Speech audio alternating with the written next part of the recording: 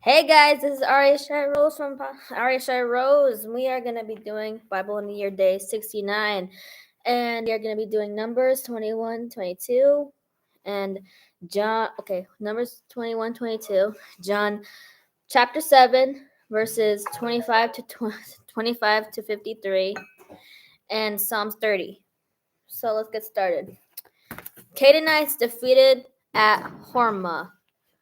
The king of Arad, the Canaanite who dwelt in the south, heard that Israel was coming on the road to Atharim. Then he fought against Israel and took some of them promises its prisoners. So Israel made a vow to the Lord and said, "If you will indeed deliver this people into my hand, then I will utterly destroy their cities." And the Lord listened to the voice of Israel and delivered up the Canaanites, and they utterly destroyed them and their cities. So the name of that place was called Hormah, the bronze serpent.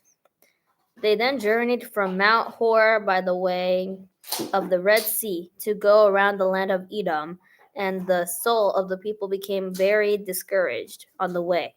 And the people spoke against God and against Moses. "Why have you brought us up out of Egypt to die in the wilderness? For there is no food and no water, and our soul loathes this worthless bread." So the Lord sent fiery serpents among the people, and they bit the people, and many of the people of Israel died. Therefore the people came to Moses and said, "We have sinned, for we have spoken against the Lord and against you. Pray to the Lord that he takes away the serpents from us." So Moses prayed for the people. Then the Lord said to Moses, "Make a fiery serpent and set it on a pole, and it shall be that everyone who is bitten, then he looks at it, shall live." So Moses made a bronze serpent and put it on a pole. And so it was, if a serpent had bitten anyone, when he looked at the bronze serpent, he lived. From Mount Hor to Moab. Now the children of Israel moved on and camped on Oboth. And they journeyed from Oboth and camped at Abarim, I guess it's called, in the wilderness which is east of Moab, toward the sunrise. From there they moved and camped in the valley of Zered. From there they moved and camped on the other side of the Arnon, which is in the wilderness that extends from the border of the Amorites. For the Arnon is the border of Moab, between Moab and the Amorites. But therefore it is said that in the book of the wars of the Lord, Wahab and Sapha, exponent A,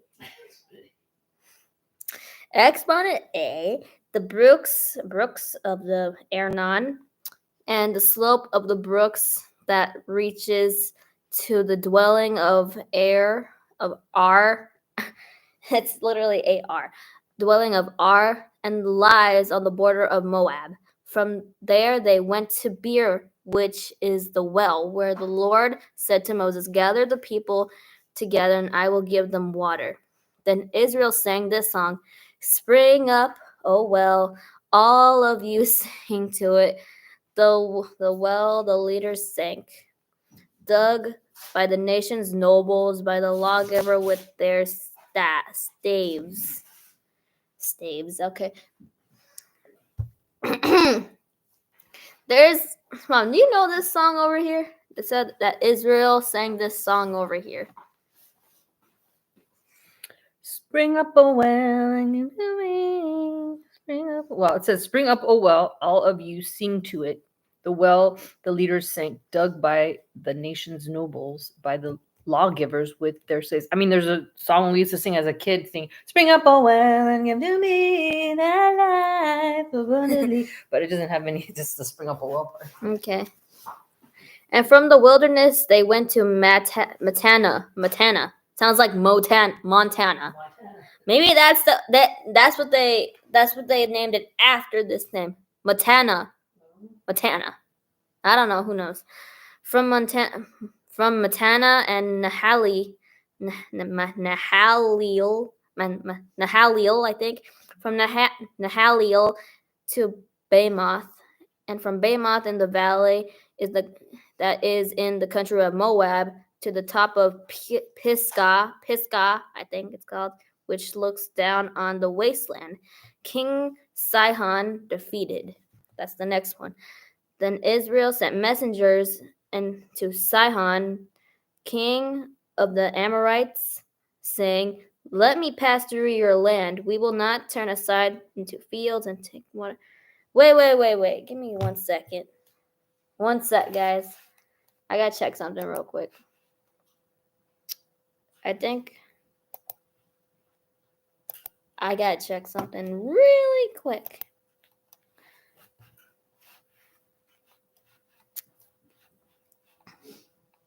Playlist.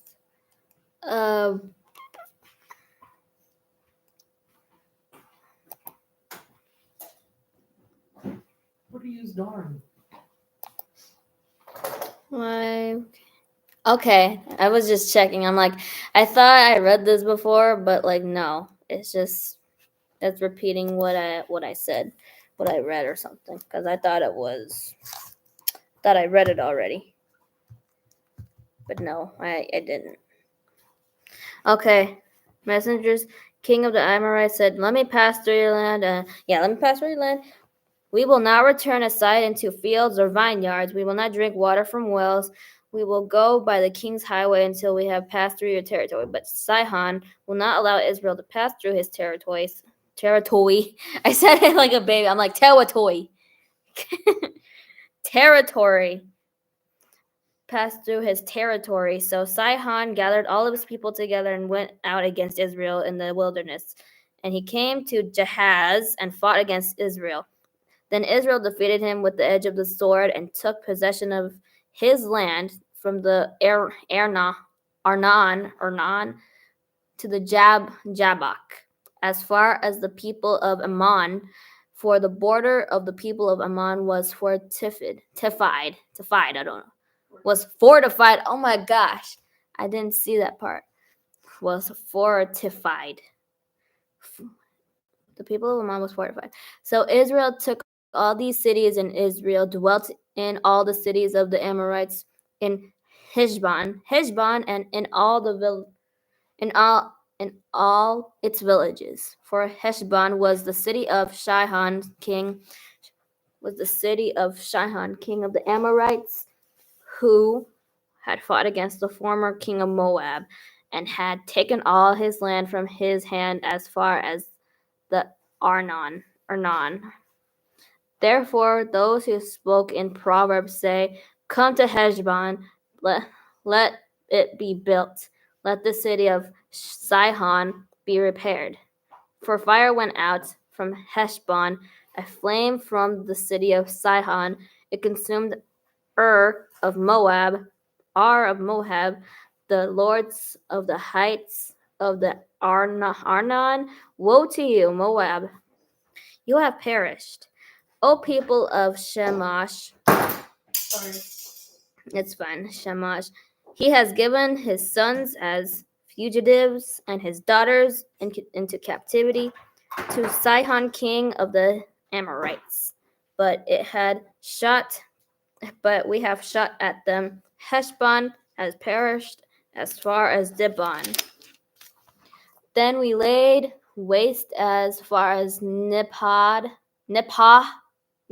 I don't know. Nephah, I don't know. Which reaches to Medeba, I don't know. There's so many complicated words in here. Thus Israel dwelt in the land of, don't laugh at me.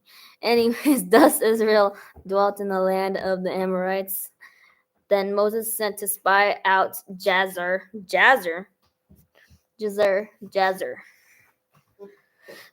And they took its villages and drove out the Amorites who were there. King Og defeat. King Og. It's literally OG. Og. Mhm. I think that's how you say it. Yeah. And they turned and went up by the way of Bashan. So Og, king of Bashan, went out against them, he and all his people, to battle the Edrei, I don't know. Edrei, whatever. Then the Lord said to Moses, "Do not fear him, for I have delivered him into your hand, with all his people in his land, and you shall do to him as you did to Sihon, king of the Amorites, who dwelt at Heshbon." So they defeated him, his sons, and all his people, until there was no survivor left him. And they took possession of his land. Balak sends for Balaam. That's number 22 right here. Numbers 22. Then the children of Israel moved and camped in the plains of Moab on the side of the Jordan across from Jericho. Oh, is this when they tear down the walls of Jericho? I don't know, because the word Jericho is there. Now Balak, the son of Zippor, saw all that Israel had done to the Amorites, and Moab was exceedingly afraid of the people because there were many, and Moab was sick with dread because of the children of Israel. So Moab said to the elders of Midian, "Now this company will lick up everything around us, as an ox licks up the grass of the field." And Balak, the son of Zippor, was king of the Moabites. Moabites. Moabites.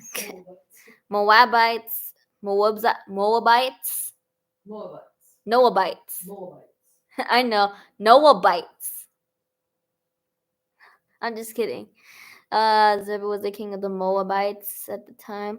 Then he sent messengers to Balaam, the son of Beor, at Pethor, which is near the river, exponent A, in the land of the sons of his people, exponent B, to call him, saying, "Look, a people has come from Egypt. See, they cover the face of the earth and are settling next to me."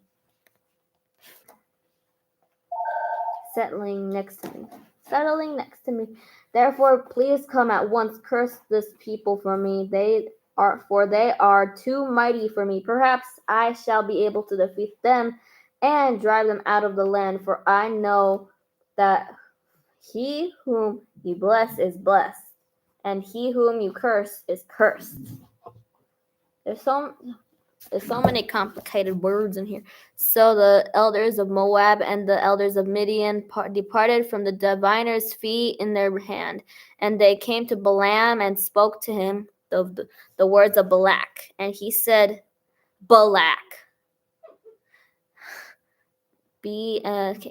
And he said to them, "Lodge here tonight, and I will bring back word to you as the Lord speaks to me."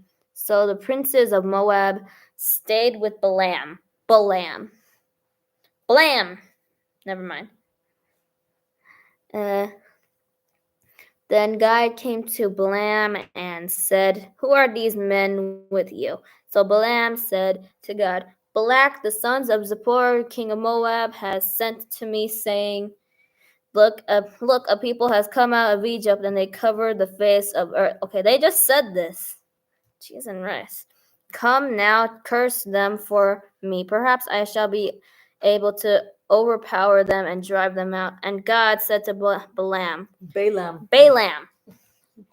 "Oh my gosh. You shall not go with them, and you shall not go with them. You shall not curse the people, for they are blessed." So Balaam. Is that how you say it? Balaam. So you don't know. So Balaam rose in the morning and said to the princes of Balak, I don't know, "Go back to your land. Go, for the Lord has refused to give them permission to go with you." And the princes of Moab rose and went to Balak and said, Balaam refuses to come with us.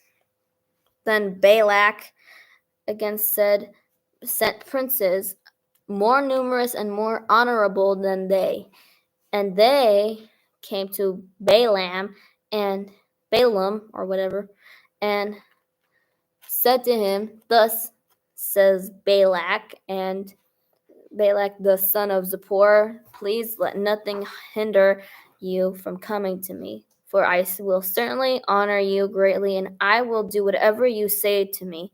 Therefore, please come curse this people for me. Then Balaam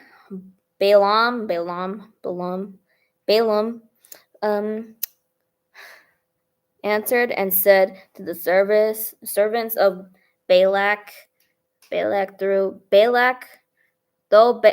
Balak were to give me his house full of silver and gold, I could not go beyond the word of the Lord my God to do less or more. So now therefore, please you also stay here tonight, that I may know what more the Lord will say to me. And God came to Balaam at night and said to him, if the men come to call you, rise and go with them, but only the word which I speak to you, that you shall do. So Balaam rose in the morning, saddled his donkey, and went with the princes of Moab. Balaam, the donkey, and the angel. That's the next part. Then God's anger was aroused because he went, and the angel of the Lord took his stand in the way as an adversary against him. And he was riding on his donkey, and his two servants were with him. Now the donkey saw the angel of the Lord standing in the way with his drawn sword in his hand, and the donkey turned aside out of the way and went into the field. So Balaam struck the donkey to turn her back onto the road. Then the angel of the Lord stood in a narrow path between the vineyards with a wall of this side and a wall on that side. And the donkey saw the angel of the Lord and pushed herself against the wall and crushed Balaam's foot against the wall. So he struck her again. Then the angel of the Lord went further and stood in a narrow place where there was no way to turn either to the right hand or to the left. And when the donkey saw the angel of the Lord, she lay down under Balaam. So Balaam's anger was aroused, and he struck the donkey with his staff. Then the Lord opened his mouth of the donkey, and she said to Balaam, What have I done to you, that you have struck me these 3 times?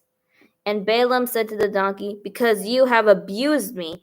I wish there were a sword in my hand, now I would kill you. What? Why is Balaam striking a donkey? What did the donkey do to you? What's so funny?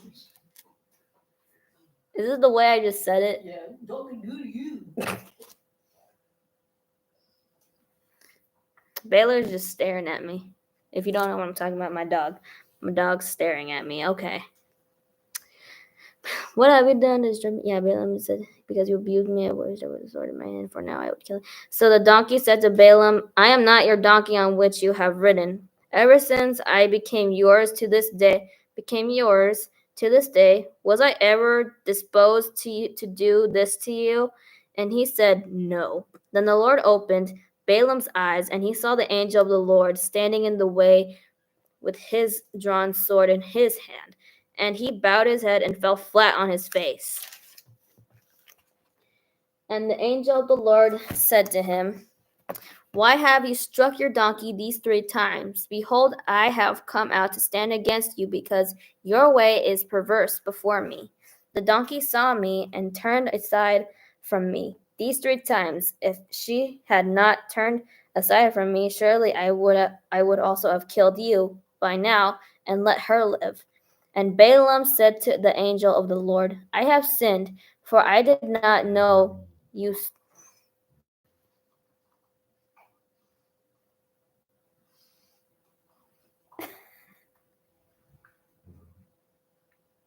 My dogs are fighting over there. It's pretty funny, to be honest. That's on the letter that was returned back. And Balaam said to the angel of the Lord, I have sinned, for I did not know you stood in the way against me. Now therefore, if it displeases you, I will turn back. Then the angel of the Lord said to Balaam, Go with the men, but only the word that I speak to you, that you shall speak. So Balaam went to...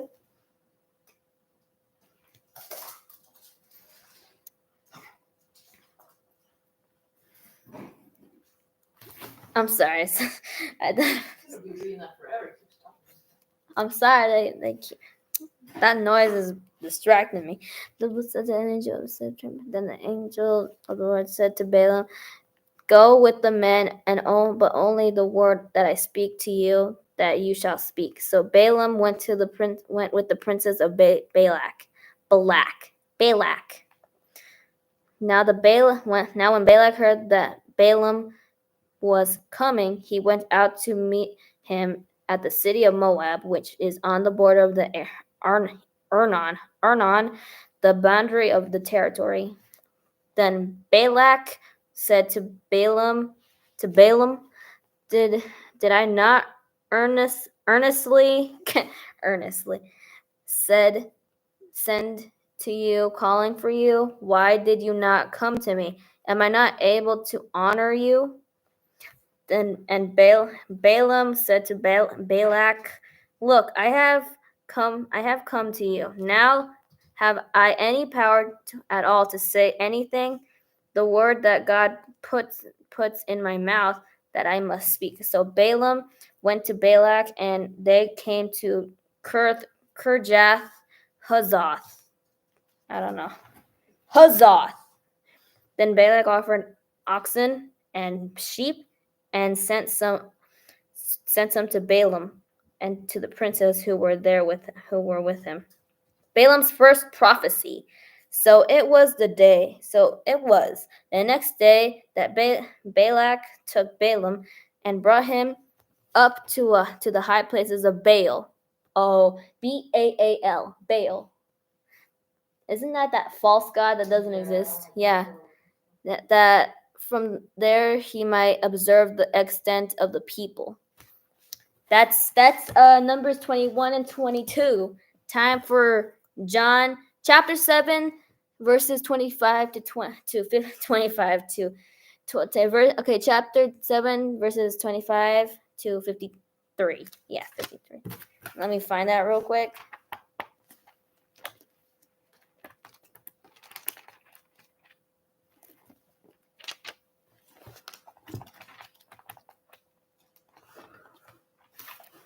Okay.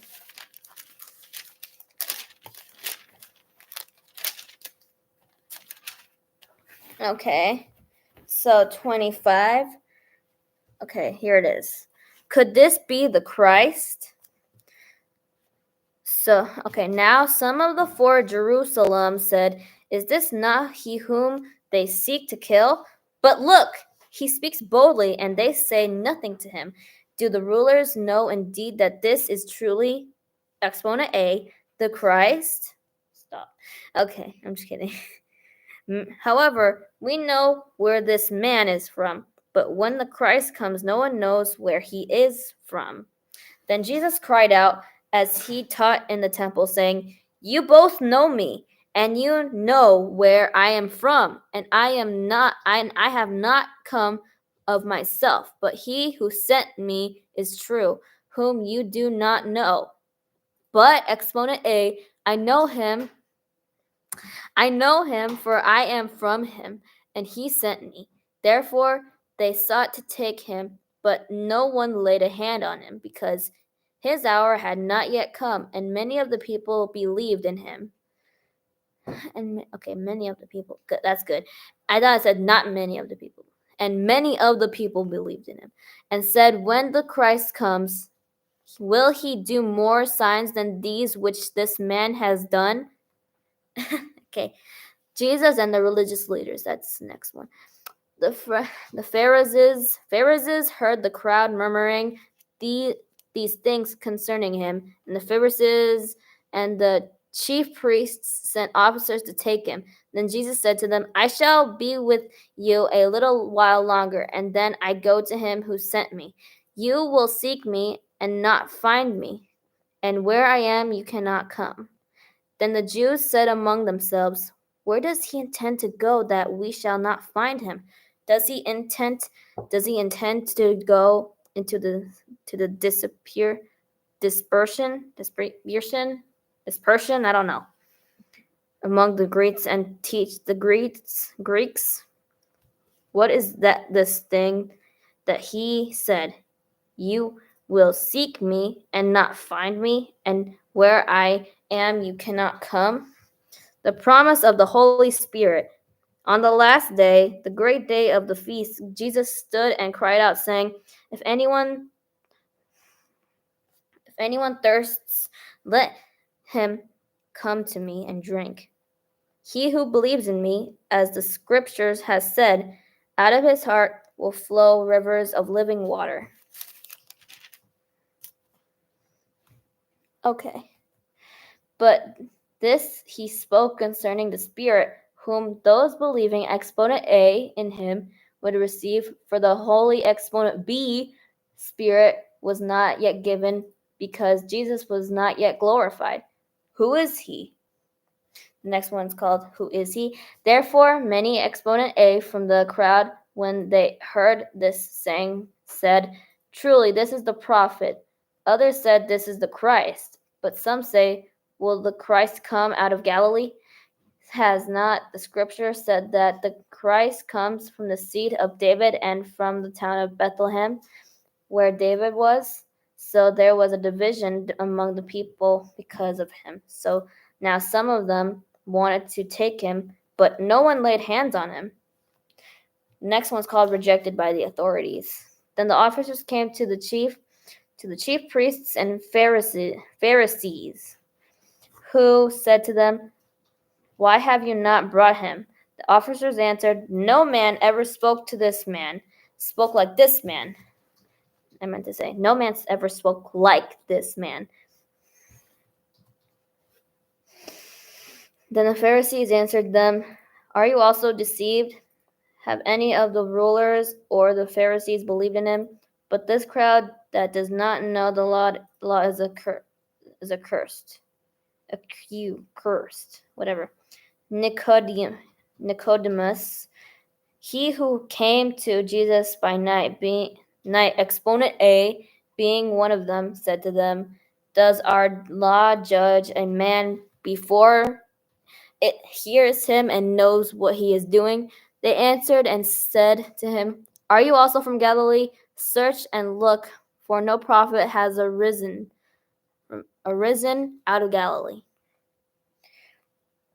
And adulterous faces of light of the world. This is the last part I'm going to read. And everyone went into his own house. Yeah, that's it for John chapter 7 and those verses. Okay, now go to Psalms.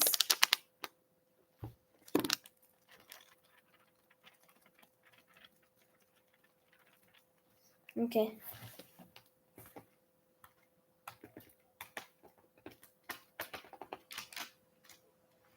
Okay.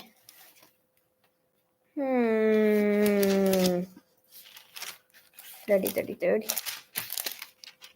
Okay, I think it's right over right here. Okay, Psalm 30, the blessedness of answered prayer. A psalm, a song at the dedication of the house of David. I will extol you, O Lord, for you have lifted me up and have not let my foes rejoice over me. O Lord, my God, I cried out to you, and you healed me. O Lord, you brought my soul up from the grave. You have kept me alive, and I should not go down to the pit. Sing praise to the Lord, you saints of his, and give thanks at the remembrance of his holy name. For his anger is but for a moment. His favor is for life. Weeping may endure for a night, but joy comes in the morning. Now in my in my prosperity. I said, I shall never be moved, Lord, by your favor. You have made my mountain stand strong. You hid your face, and I was troubled. I cried out to you, O Lord, and to the Lord I made supplication. What profit is there in my blood when I go down to the pit?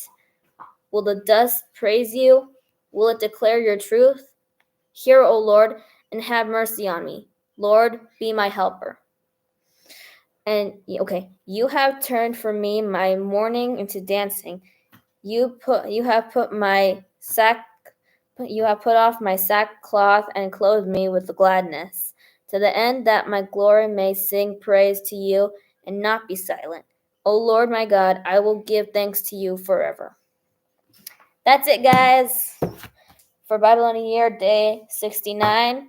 See you on day 70, guys. Bye.